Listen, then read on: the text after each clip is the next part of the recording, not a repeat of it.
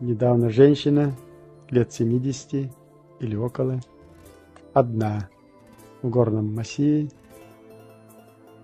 с застенчивой улыбкой подошла, обняла. И я поинтересовалась, откуда. Она говорит, с Грозного, с Мичуринского поселка. Где семья? Семья погибла. Сыновья погибли. Муж под бомбардировкой, под ракетным ударом погиб. Но это, говорит, не так важно.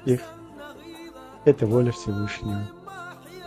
Сохранился ли дом? Она говорит, это меня не волнует. Скажи мне одно из своих уст. Будем мы под Россией или не будем? А я ей говорю, это больше зависит от Всевышнего, я могу сказать от себя. Никогда чеченский народ, скажем, встретилась мне